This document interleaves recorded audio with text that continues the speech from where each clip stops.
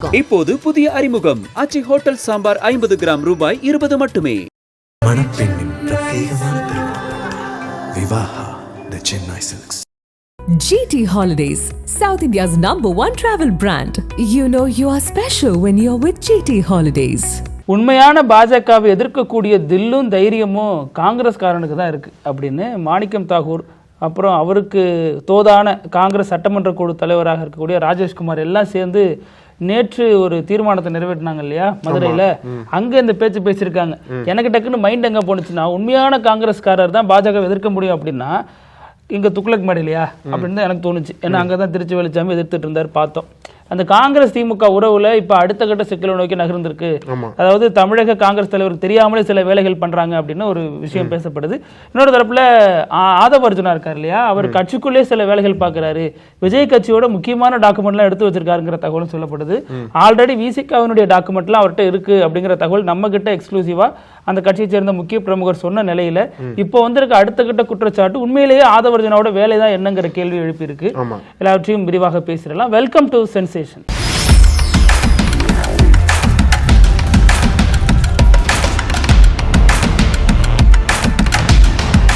வணக்கம் பத்திவி. வணக்கம் அழகு.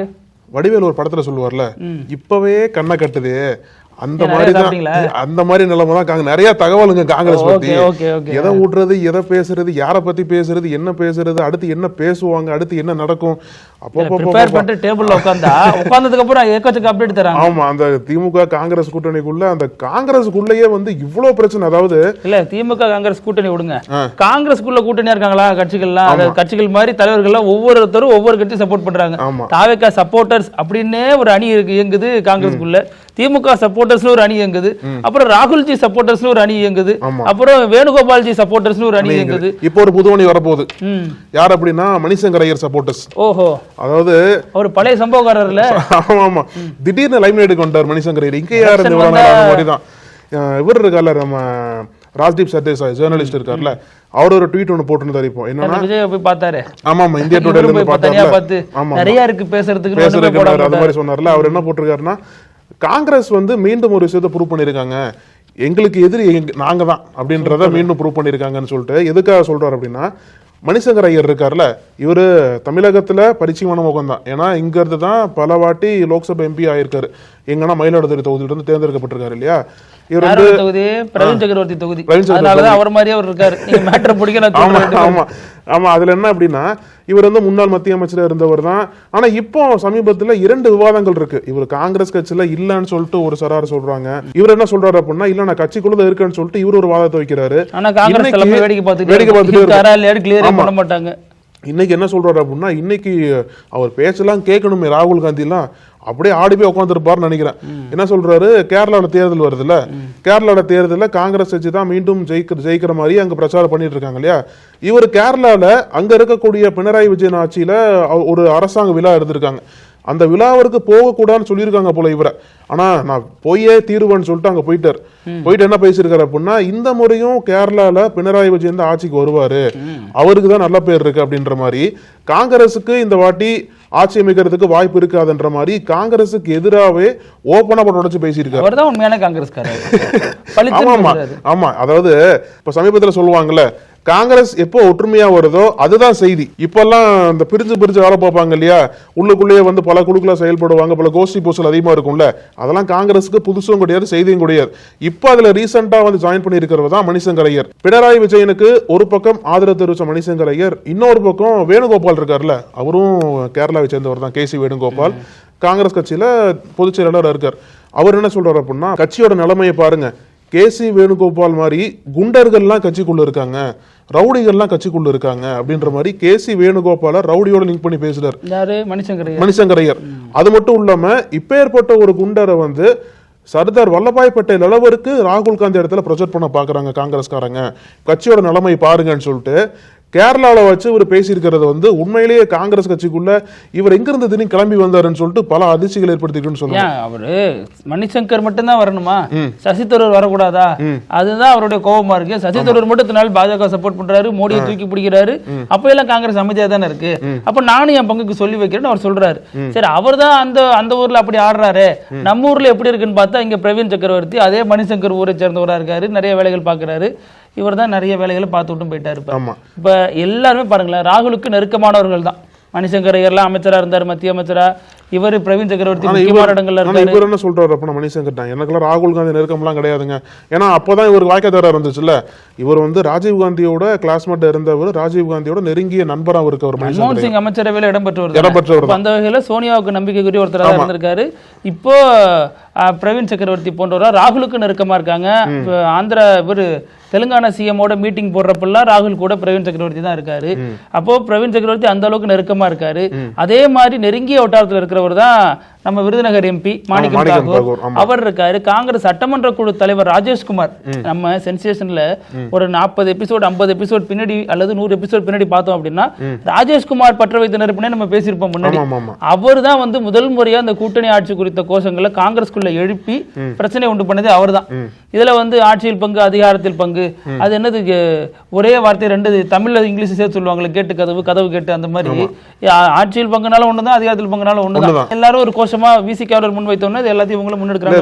காங்கிரஸ் வந்து எந்த அளவுக்கு அந்த கோரிக்கையை அழுத்தமா வந்து முன்ன வச்சு பேசினாலும் என்ன ஒரு காட்டுது அப்படின்னா, தொடர்ந்து காங்கிரஸ் கட்சி வந்து வீக்கா தான் இருக்கு. தொடர்ந்து காங்கிரஸ் கட்சிக்கு அந்த வின்னபிலிட்டின்னு சொல்லுவாங்கல்ல, ஜெயிக்கக்கூடிய தன்மை, அது வந்து காங்கிரஸ் கட்சிக்கு தனிப்பட்ட முறையில் கிடையாதுன்ற மாதிரி தான் பல விஷயங்கள் நம்ம பார்த்துட்டு வரோம். பல தேர்தல்களை பார்த்தோம். இப்போ என்ன ஒரு விஷயம் அப்படின்னா, தலைமையோட குரல் என்ன? இன்னைக்கு செல்ல பிறந்த என்ன சொல்றாரு அப்படின்னா, எனக்கு வந்து பெங்களூர் கூப்பிட்டுருக்காங்க, பெங்களூர் போயிட்டு மல்லிகார்ஜுன கார்கே இடத்துல நான் வந்து பேசுவார் பண்ண போறேன். இப்போ நேற்று என்ன நடந்துச்சு நம்ம சொன்னாதான் ஒரு கிளியர் பிக்சர். ஆமா, இப்போ விருதுநகர்ல மாணிக்கம் தாகூர் வந்து திடீர்னு ஒரு செயற்குழு கூட்டத்தை போடுறாரு. அவர் கூட காங்கிரஸ் ராஜேஷ்குமார் எல்லாம் போறாரு. ஆனா நேத்தி அவங்க அந்த மாவட்ட நிர்வாகங்கிற அடிப்படையில் அவங்க ஒரு குழு செயற்குழு பண்ணி அதுல முழுக்க முழுக்க திமுகவுக்கு எதிரான விஷயங்களை தீர்மானமா முன் வச்சிருக்காங்க. ஆட்சியில பங்கு தரணும், அதிக சீட்டு தரணும், உள்ளாட்சி அமைப்புகள்ல பங்கு தரணும், இன்னும் திமுக அறிவாலயத்தில் எங்களுக்கு ஒரு இடம் தரணும்னு தான் சொல்லல, அந்த இடத்துல ஒரு பகுதி தரணும் தான் சொல்லலை ஒழிஞ்சு மத்த எல்லாத்தையுமே கேட்டிருக்காங்க. அதாவது கூட்டுறவு சொசைட்டில கூட இடம் கேட்டிருக்காங்க, அதுல பாதி எங்களுக்கு தரணும், அந்த மாதிரி ரொம்ப எல்லாத்திலுமே பங்கு கேட்கறாங்க. அதெல்லாம் லீக் ஆயிருக்கு. சோ அப்போ தீர்மானமா நிறைவேற்றிருக்காங்க. அது மட்டும் இல்லாம மாணிக்கம் தாகூர் வந்து திமுகவினர் எங்களுக்கு மரியாதை தரணும், அப்படி தரலன்னா அவங்களை திருப்பி அடிப்போம் அப்படின்னு இருக்காரு. அப்பதான் வந்து நான் சொன்ன மாதிரி காங்கிரஸ்காரன், உண்மையான காங்கிரஸ்காரன் தான் பாஜகவை எதிர்க்கிறதுக்கான தில்லும் துணிச்சலும் உள்ளவன் அப்படின்னு சொல்றவரு திருச்சி வேலுச்சாமி காங்கிரஸ்காரா இல்லையான்னு சொல்லணும். ஏன்னா துக்ளக் மேடையில ஏறி நின்று பேசுறப்ப குருமூர்த்தி ராகுல் காந்தி என்னமா விமர்சிச்சிருக்காருங்கிறதையும் அவர் சொல்லணும். ஏன்னா ஒரு சைடாவே விமர்சனத்தை முன் வச்சுட்டு போறதும் தப்பு தான். 5000 உதவித்தொகை அரசு கொடுத்த பொழுது அதை வந்து மாணிக்கம் தாகூர் பட்டும் படாம ஆதரிச்சிருந்தார் மேலோட்டமா. அதாவது காங்கிரஸ்ல இந்த ஸ்கீம் பண்ணிட்டாங்க, நீங்களும் பண்றீங்கிற மாதிரி மேலோட்டமா சொல்லியிருந்தார். இப்ப பிரவீன் சக்கரவர்த்தி அது வந்து ஒரு 5000 கொடுக்கறதுனால ஜெயிச்சிருவோம் அப்படின்னு நம்புறது அது ஒரு மூட நம்பிக்கை அப்படிங்கிற மாதிரி அவர் கமெண்ட் போட்டிருக்காரு. யாருமே 5000 கொடுத்ததுனால ஜெயிச்சிரும் சொல்லலையே, அதுக்கான ஒரு இமேஜ் டெவலப் பண்ணது அந்த ஆளுங்கட்சி செய்யக்கூடிய விஷயம் தான். கூட்டணியில இருக்கீங்க, நீங்க தான் அந்த கூட்டணி ஆட்சி வேணுங்கிறீங்க, அப்ப அந்த கட்சி தோத்துறணும் அப்படின்னு நம்புற நீங்க கூட்டணியில இணைந்து செயல்பட்டா எப்படி செயல்படுவீங்கன்னு ஒரு கேள்வி இருக்குல்ல. இப்போ எல்லாரும் மாணிக்கம் தாகூர் நோக்கி எழுப்பின கேள்வி, இவ்வளவு வீராவசமா பேசுறீங்க, இவ்வளவு வசனம் பேசுறீங்க, திமுக தேவையில்லை தானே நின்று ஜெயிச்சிங்க அப்படின்னு கேள்வி கேட்டாங்க. அதற்கும் நேத்தி ஒரு விடை சொல்லியிருக்காரு, இல்ல நான் எம்பி எம்எல்ஏ நிக்க விரும்பவே இல்ல, கட்சி தலைமை சொன்னதுனால நின்னா இனிமே நிக்க மாட்டேன் அப்படின்னு. நீங்க நின்னாலும் சீட்டு கொடுக்க மாட்டாங்க இனிமே. அதாவது இனிமே நின்னாலுமே இப்ப நிக்கிறத விடுங்க, இருக்கிற சீட்டு இந்த தயவுல வந்துங்கிறப்ப டக்குன்னு ரிசைன் பண்ண வேண்டியதானே. ஏன்னா எம்எல்ஏ தான் கால முடிய போகுது, எம்பி தான் இருக்க இன்னும். அப்ப நீங்க இப்ப ரிசைன் பண்ணிட்டு திமுக எதிராக பேசுறேன், இனிமே தேவையில்லை அப்படின்னு சொல்லலாம் இல்லையா. அதுவும் சொல்றாங்க, அது ராஜினாமா செய்யற முடிவுல இருக்காரு. ராஜினாமா பண்ணும்போது நான் வந்து அது வந்து விட முடியாதுல்ல, பதவி விட முடியாதுல்ல. அதான் 70 நாள் ஆச்சு குழு அமைக்க சொல்லி, இன்னும் அமைக்கல. அவங்க 22ஆம் தேதி தான் குழு அறிவிப்போங்கிறாங்க அப்படிங்கிற மாதிரி எல்லா கோவத்தையும் கொட்டி தீர்த்திருக்காரு. அதற்கப்புறமும் ஒரு விஷயம் பேசப்படுது, இவர் வந்து ராஜினாமா செய்ய போகிறார். அதெல்லாம் வாய்ப்பு இல்லதான். ஆனாலும் ஒரு விஷயம் என்ன சொல்லப்படுதுன்னா, திமுகவோட இனிமே கூட்டணிக்கு போனா இவரு ராஜேஷ்குமார் இந்த மாதிரியான திமுக எதிர்ப்பணியில இருக்கக்கூடியவங்க எல்லாம் தனி அணி கட்டுறதுக்கான வாய்ப்புகள் அதிகம், காங்கிரஸ் உடைய போகிறது அப்படின்னாங்க. அது மாதிரிதான் நீங்க செல்வ பிறந்தகை கொடுத்த பேட்டியும் அமைஞ்சிருக்கு. இப்போ காங்கிரஸ் உடைய போது வந்து ரொம்ப சீரியஸா பார்க்க வேண்டிய விஷயம் தான். இப்ப காங்கிரஸ் உடைய போது உடையிற வரைக்கும் வந்து நடவடிக்கை எடுக்காம உடஞ்சதுக்கு அப்புறம் நடவடிக்கை எடுத்தான்னு எடுக்காட்டி என்ன, அது மாதிரி தான் கேட்கணும் நம்ம. எப்போ வந்து ஒரு கூட்டணிக்குள்ள புகைச்சல் ஏற்படுத்துற மாதிரி ஒரு சமிகை தெரியுது, ஒரு கருத்து ஒரு காங்கிரஸ் தலைவரால் பகிரப்படுது அப்படின்னா அப்பவே தலைமை என்ன பண்ணிட்டு இருந்தாங்க?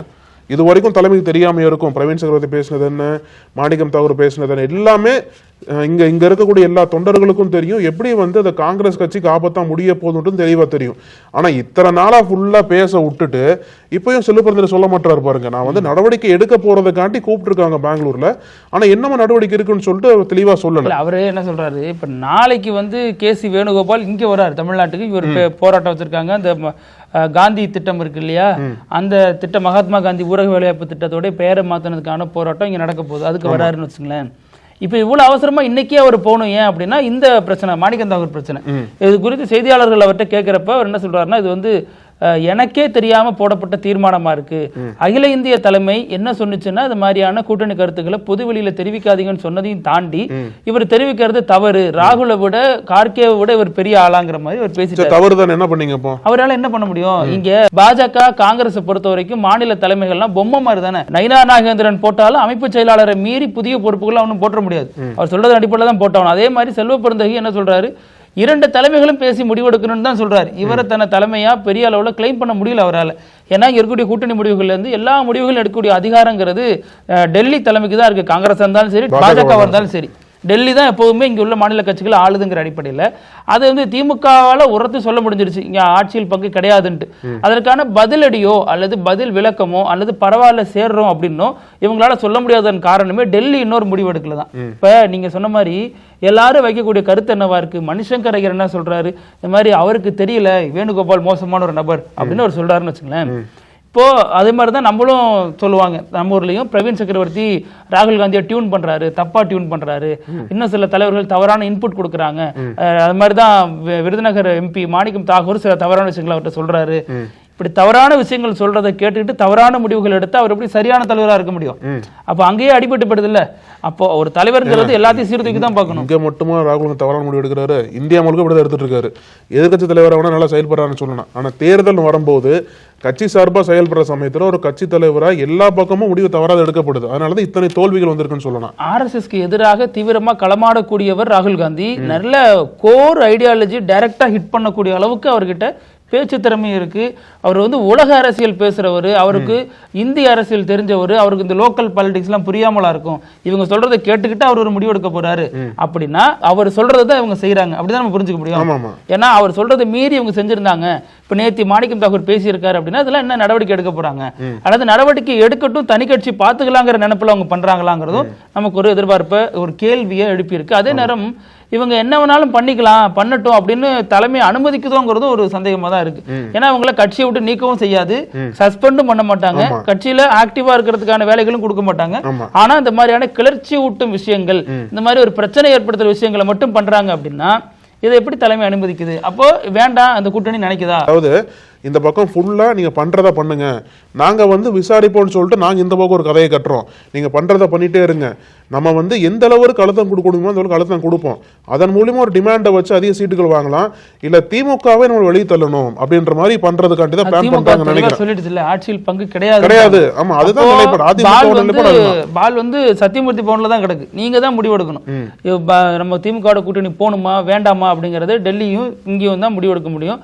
ஆனா இன்னமும் அந்த குறித்த முடிவே எடுக்க முடியாம திணறிட்டு இருக்காங்க. ஆமா, அப்போ நீங்க யோசிச்சு பாருங்க, திமுக கரெக்டா சொல்லிட்டாங்க, அதிமுகவும் சொல்லிட்டாங்க கூட்டணியில் அதிகாரம் கிடையாது அப்படின்னு சொல்லிட்டாங்க.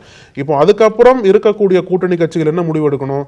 அதிகாரம் கிடையாதுன்னு சொல்லிட்டு அந்த கட்சி தலைமை சொல்லிட்டாங்க, அவங்க தான் கூட்டணிக்கு தலைமையும் கூட, திமுக தான் கூட்டணி தலைமை, அவங்களே சொல்லிட்டாங்க அப்படின்னா அடுத்த கட்ட நடவடிக்கை என்னவா இருக்கணும்?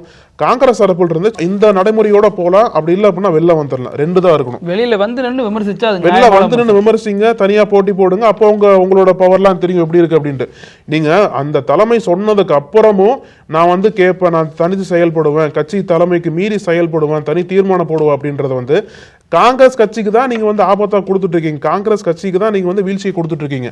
இதனால வந்து திமுக தலைமையும் சரி, இல்ல பாஜக வந்து டிமாண்ட் பண்ணாலும் அதிமுக கூட்டணி தலைமையும் சரி பெருசா வந்து எந்த விதமான பாதிப்பு இருக்காதுன்னு தான் தெரியுது. இல்ல மாணிக்கம் தாகூர் என்ன சொல்றாரு, திமுக செய்த தவறுகளுக்காக நாங்கள் பழி சுமக்க வேண்டியதா இருக்குங்கிறாரு. என்ன தவறு சொல்ல வராரு? உங்க ஜெயிக்க வச்சதா? இல்ல அவரு நிறைய விஷயங்கள் ஊழல் பண்றாங்க, இந்த குற்றச்சாட்டு எல்லாம் இருக்கு அப்படிங்கிற அடிப்படையில அது வந்து நாங்க அந்த பழியை சுமக்கிறோம் திமுகவாலன்னு சொல்றாரு. இப்போ திமுகவினுடைய பாயிண்ட் ஆஃப் வியூ எப்படி இருக்குது அப்படின்னா, நீங்க பண்ணதுக்காக தான் நாங்க ஆட்சியே இழந்திருக்கோம். குறிப்பா எமர்ஜென்சில ஒரு முறை ஆட்சி போனது இருக்கட்டும், இந்த இலங்கை விவகாரங்கள்ல நீங்க அந்த அளவுக்கு எங்களை டார்ச்சர் பண்ணிருக்கீங்க, எங்களால ஒன்றும் பண்ண முடியாத அளவுக்கு இன்றளவும் பழிச்சொல் எங்கள் மீது இருக்க காரணமே நீங்க தான், உங்க கூட கூட்டணி வச்சனாலதான் அவ்வளவு பிரச்சனை இருந்துச்சு எங்களுக்கு அப்படின்னு இவங்க சொல்றாங்க. இன்னொன்னு என்ன விஷயம் அப்படின்னா, அந்த 2G கேஸ்னு ஒண்ணு இல்லாத ஒரு வழக்க கலைஞருடைய மனைவி முதற்கொண்டு அவங்க மகள் முதற்கொண்டு கூட்டணியில் இருந்தபடியே அவங்க ஆட்சியில் பதவி வகிச்ச நேரத்திலேயே இப்படி ஒரு வழக்கை பதிவு பண்ணி பெரிய நெருக்கடியெல்லாம் கொடுத்தீங்க. அதற்கு முக்கியமான நபர் ப. சிதம்பரம் பேரும் சொல்லப்படும், அடிக்கடி இந்த பேர் அடிப்படும். அப்போ எங்களை எந்த விதத்திலையுமே உதவி பண்ணாம எங்களை நீங்க காலி பண்ணணும் அப்படிங்கிற நினைப்புல உங்களுக்கே நீங்க சவக்குழி தோண்டிக்கிட்டீங்க. அதற்கப்புறம் தான் பிரதமர் மோடியோட எழுச்சியே இருந்துச்சு. அப்போ இந்த 2G கேஸ், இந்த 2G விவகாரத்தை பெருசுபடுத்துறதே நீங்க தான். அப்பவே ப. சிதம்பரம் போன்றோர் எனக்கு இதெல்லாம் ஒண்ணு நிக்காதுன்னு தெரியும் அப்படிங்கறது இப்ப சொல்றாங்க இல்லையா. அப்போ இதெல்லாம் வந்து திட்டமிட்டு காங்கிரஸ் திமுக அழிக்கிறதுக்கு செஞ்ச வேலையா தான் அப்பவே பார்த்தாங்க. இப்பவும் நீங்க பாருங்களேன், இந்த தேசிய கட்சி எல்லாத்துக்கும் ஒரே குணம் தான் இருக்கும், அது பெரியண்ணன் மனநிலை தான். என்ன இருக்கும் அப்படின்னா, இப்ப காங்கிரஸால பெரிய அளவுல மோதி பாஜகவை அடிக்க முடியல. அப்ப என்ன பண்றாங்கன்னா, கூட்டணி கட்சிகளை குறி வைக்கிறாங்க. பீகார்ல எடுத்துங்க, லல்லு பிரசாத் யாதவ் அவங்களோட கூட்டணியா இருந்து உறவாடி தேர்தலுக்கு முதல் நாள் வரைக்கும் டீலிங் அதிகரிச்சு ஒரு ஃப்ரெண்ட்லி இதெல்லாம் போட்டாங்க. அங்க ஃப்ரெண்ட்லி போட்டி இங்கெல்லாம் வந்து நாங்க பண்றோம், ஃப்ரெண்ட்லி கண்டெஸ்டன்ட் பெருமையா வர சொன்னாங்க. அப்போ அந்த கூட்டணியோட முடிவு என்ன இருந்துச்சு அத பார்க்கணும். அப்போ அதே மாதிரி தான் இங்க திமுகவுக்கும் ட்ரை பண்றாங்க. இன்னும் சில கட்சிகளுக்கும் கூட்டணியில இருந்தபடியே உறவாடி கெடுக்கிற வித்தைய காங்கிரஸ் பாஜக மாதிரியே பண்ணுது. பாஜக நேரடியா மாநில கட்சிகள் இருக்கக்கூடாதுன்னு நினைச்சா காங்கிரஸ் உறவாடி அதை கெடுக்குது அப்படிங்கிறது ஒரு பாயிண்ட். நீங்க சொன்ன பாயிண்ட் வந்து பெரியண்ணன் மனநிலை வந்து இரண்டு கட்சிகளுக்கு இருக்கு. ஆனா எப்படி டிஃபர் ஆகுறாங்க அப்படின்னா, பாஜக அவங்களும் பெரியண்ணன் தான். நீங்க சொன்னது போல பல மாநில கட்சிகளை வந்து அழுத்தத்தின் காரணமாக, மிரட்டலின் காரணமாக அவங்களுக்குள்ள இழுத்துக்கிறாங்க. ஆனா அவங்க வந்து ஒவ்வொரு தேர்தல் வரும்போதும் அந்த தேர்தலுக்கு முன்னாடியே தயாராயிடுறாங்க. இப்போ இந்த தமிழ்நாடு தேர்தல் முடிஞ்ச அப்படின்னா இனி வரக்கூடிய தேர்தல் என்ன இருக்கு, அங்க நம்ம ஒர்க் பண்ணலான்ற மாதிரி கான்ஸ்டலேஷன் அங்க போயிருந்தோம். காங்கிரஸ் அப்படிதான் ரெடியானாங்க. எப்படி ரெடியாறாங்க? மாணிக்கம் தாகூர் மேல மதத்துக்கு கீழே வர மாட்டாங்களே. மாணிக்கம் தாகூர் 4 வருஷம் அமைதியா தானே இருந்தாரு. கரெக்டா 5வது வருஷம் எலெக்ஷன் நெருங்குறப்ப பிரச்சனை பண்ணிட்டாருல. இல்ல அவங்களோட நினைப்பு என்ன அப்படின்னா, நம்ம கிரவுண்டுக்கே வரக்கூடாது, கிரவுண்டுக்கே வந்து கட்சியை வளர்க்க கூடாது. இப்போ பீகார்ல பாஜக ஜெயிச்சதாகட்டும், மகாராஷ்டிரா ஜெயிச்சதாகட்டும், அந்த தேர்தலுக்கு அந்த உண்டான டைம் இருக்குல்ல, அந்த டைம் கேப்ல வந்து பாஜக தொண்டர்கள் அடிமட்ட லெவல்ல போய் ஒர்க் பண்ணுவாங்க, RSS உதவி பண்ணுவாங்க. அந்த அடிமட்ட லெவல்ல போய் அங்க பண்ணக்கூடிய பிரச்சாரம் தான் வந்து கட்சியை வந்து ஒரு உத்வேகமா வைக்கும். ஆனா காங்கிரஸ் கட்சி அடிமட்ட லெவல்ல நீங்க எந்த விதம் பிரச்சாரம் பண்ண மாட்டீங்க, தொண்டர்கள் வந்து இங்க பெருசா வேலை பார்க்க மாட்டாங்க, பொதுக்கூட்டங்கள் போட மாட்டீங்க, கட்சி வளர்க்கறதுக்கான எந்த விதமான யுக்தியை கையாளாகாம, கட்சி வளர்க்கறதுக்கான எந்த ஒரு வழிமுறைகள் இல்லாம திடீர்னு தேர்தல் வந்ததுக்கு அப்புறம் இங்க இருக்கக்கூடிய ஆளும் கட்சியை மிரட்டி, இங்க இருக்க அந்த கட்சிக்கு அழுத்தம் கொடுத்து இதுலயாச்சும் நம்ம டிமாண்ட் ஏத்தி பெருசா வந்துட மாட்டோமா? 80 தேர்தல்ல 2 பேரும் ஈக்குவலா தான் நின்னாங்க. தேர்தல் முடிவு என்னவா இருந்துச்சுன்னு தான் பார்க்கணும். ஏன்னா அதற்கு முன்னாடி நடைபெற்ற ஒரு நாடாளுமன்ற தேர்தலில் தான் பெரிய அளவுல அதிமுக அப்போதைக்கு எம்ஜிஆர் விஸ்வரூபம் எடுத்துட்டு இருந்தார். அவராலேயே ஜெயிக்க முடியல. அது காரணம் இந்த கிரிமி லேயர், இடஒதுக்கீடு பிரச்சனை, பெற்றோருடைய வருமான வரம்பை வச்சு குழந்தைகளுக்கு, மாணவர்களுக்கு இடஒதுக்கீடு கொடுக்குறங்கிற பிரச்சனை வந்து இதாயிடுச்சு. இப்போ இடபிள்யூஎஸ் வைக்கிறாங்களா, அது அப்பயே கொண்டு வந்தார் எம்ஜிஆர். அதன் அடிப்படையில் நாடாளுமன்றத்தில் பெரிய வீழ்ச்சியை சந்திச்சப்பதான் உடனடியாக இந்த தேர்தல், சட்டமன்ற தேர்தலில் உஷாரானார். ஆனா இந்த சைடு காங்கிரஸும் திமுகவும் சரிக்கு சமமா 110 தொகுதிகள் நினைக்கிறேன், கிட்டத்தட்ட அந்த தொகுதிகள் அளவுக்கு போட்டிக்கிட்டு அதுல பெரிய அளவுல வெற்றி பெறுவோம்னு நினைச்சப்ப பெரிய வீழ்ச்சியை தான் சந்திச்சாங்க. பாதிக்கு பாதி கொடுத்த காங்கிரஸ் கொடுத்த இடங்கள்ல பாதி போயிடுச்சு. அதுக்கப்புறம் பல முறை காங்கிரஸ்க்கு நிறைய தொகுதிகள் திமுக ஒதுக்குனப்பையும் திமுகவால் அந்த தேர்தலை வெற்றி பெற முடியல. அதன் அடிப்படையில் தான் 2021 தமிழக முதல்வர் வந்து அப்போ திமுக தலைவராக இருக்கும் பொழுது காங்கிரஸ்கான தொகுதியை லிமிட் பண்ணி கொடுத்து அதுல 18 எம்எல்ஏக்கள் வர வச்சாங்க. 25ல இருந்து 18 நல்ல ரேஞ்சு தானே. 60ல இருந்து 5 பேருங்கிறதும் இந்த மாதிரிலாம் சர்ச்சை தானே. 60 நாயன்மார்கள் 60 பேரை கொடுத்துட்டு பஞ்சபாண்டவர்கள்ங்கிற பேர்ல 5 பேர் மட்டுமே காங்கிரஸ் எம்எல்ஏ வந்தாங்க. இப்போ அந்த வரலாறு எல்லாமே இப்போ தூசி தட்டப்படுது. இது காங்கிரஸுக்கும் இந்த சமயத்துல பண்ணிருக்க வேண்டாமோ அப்படிங்கறதா பொது பார்வையாளராக இருக்கக்கூடிய பலரது கருத்தா இருக்கு. ஆமா, அப்போ நீங்க 2005 தானே சொன்னீங்க, 2005 11. ஆமா, 1980 தேர்தல இல்ல, இப்ப 63-5 அந்த 2011 இல்லையா, அந்த ஸ்ட்ரைக் ரேட் வந்து ஒரு மோசமான ஸ்ட்ரைக் ரேட் தான். 63 ஆமா, அதே மாதிரி தான் வந்து இப்ப பீகார் இல்லையா, பீகார்ல சிங்கிள் டிஜிட் தான், பீகார்லயும் சரி மகாராஷ்டிராலையும் நினைக்கிறேன், அங்கேயுமே வந்து மோசமான தோல்வி தான். அப்ப எல்லா தேர்தல்களையும் காங்கிரஸோட அந்த மோசமான தோல்விகளுக்கு அப்புறமும் நீங்க வந்து சுய பரிசோதனை பண்ணாம, நீங்க வந்து ஆலோசனை கூட்டம் எதுவுமே வச்சு உங்க கட்சிக்குள்ள எதுவுமே பண்ணாம, கட்சி தலைவர்களை தூண்டி விட்டு நீங்க வந்து அந்த கட்சியிட்ட போய் கேளுங்க, இந்த மாதிரி அதிகாரம் வேணும்னு சொல்லிட்டு அந்த கட்சியில போய் நீங்க அழுத்தம் கொடுங்கன்னு சொல்லிட்டு பண்றது வந்து, அந்த விஜய்க்கு ஒரு கேள்வி கேட்டோம்ல நம்ம நிகழ்ச்சியில, அதே தான் காங்கிரஸ் கேட்கணும். இல்ல, முக்கியமான ஒரு கேள்வி என்ன அப்படின்னா, நம்ம என்ன கேட்டோம்னா விஜய்க்கு, நீங்க ஆட்சிக்கு வரணும்னு விருப்பப்படுறீங்களா இல்ல திமுக ஆட்சிக்கு போகணும்னு விருப்பப்படுறீங்களா, அதுதான் கேள்வி. நீங்க ஆட்சிக்கு வரணும் அப்படின்னா எல்லா கட்சியிலும் சேர்ந்து திமுக ஆட்சி போய்டும்ல, இல்ல விமர்சிக்கணும்ல. திமுக மட்டுமே இங்க தேர்தலில் போட்டி போடுறாங்க, எத்தனை கட்சி தேர்தலில் போட்டி போடுறாங்க, ஆனா திமுக மட்டும் தான் டார்கெட் பண்றாரு.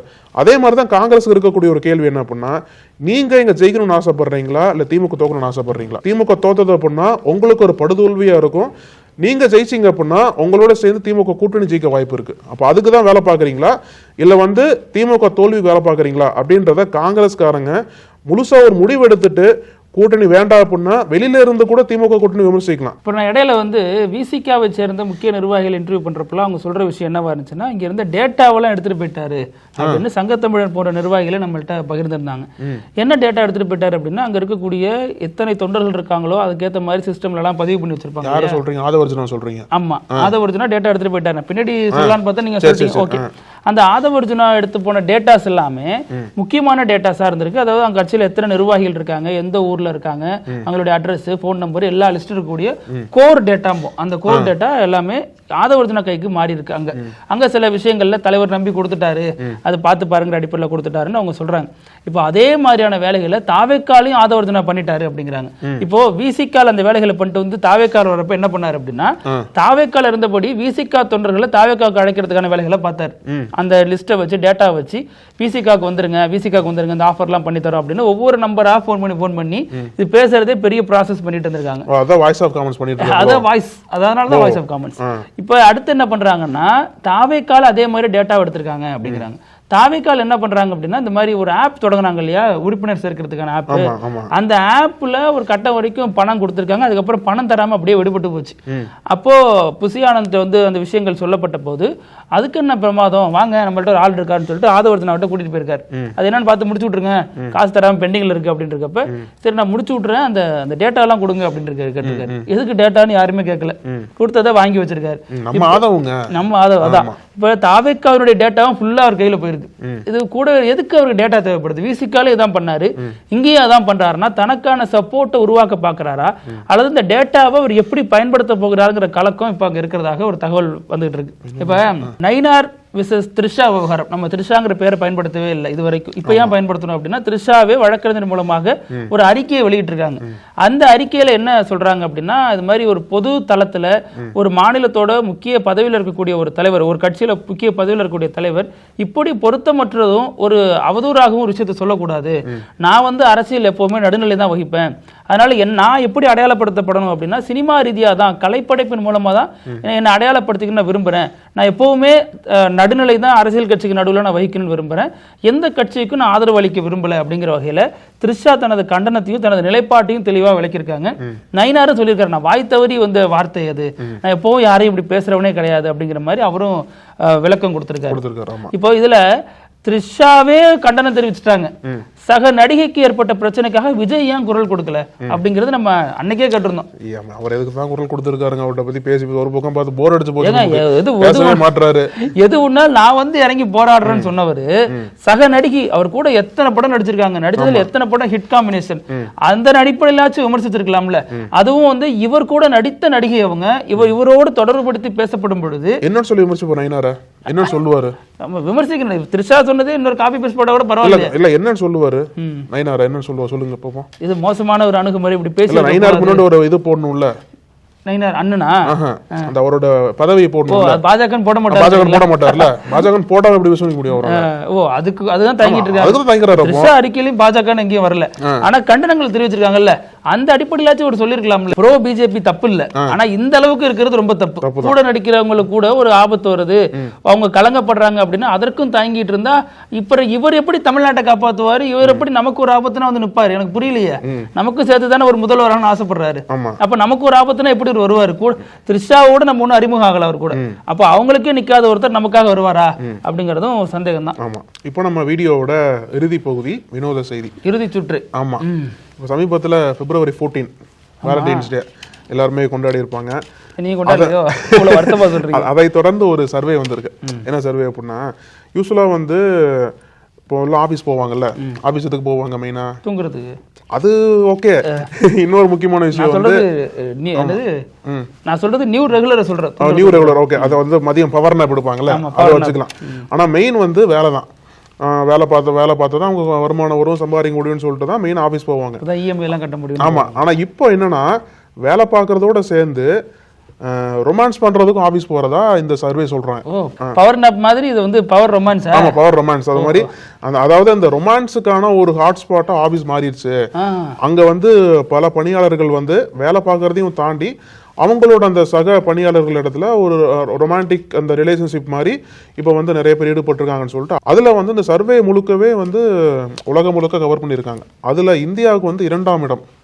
ஃபர்ஸ்ட் அடி யாருக்குன்னு சொல்லுங்க பார்ப்போம். சீனாவா? சீனா கிடையாது. நமக்கு எல்லாம் முதல்ல இருப்பாங்க. ஃபர்ஸ்ட் வந்து பாத்தீங்கன்னா மெக்சிகோ. என்ன சொல்றாங்க அப்படின்னா, மெக்சிகோல 43% பணியாளர்கள் வந்து ஆபீஸ்ல வந்து ரொமான்ஸ்ல இருக்கிறதாவோ இல்ல டேட்டிங் பண்றதாவோ சொல்லியிருக்காங்க. ஆமா, இந்தியால வந்து 40% பணியாளர்கள் ஏதோ ஒரு வகையில ரொமான்ஸ் பண்றோம் இல்ல டேட்டிங் பண்றோம்னு சொல்லிட்டு ஓப்பனாவே சர்வேல சொல்லியிருக்காங்க.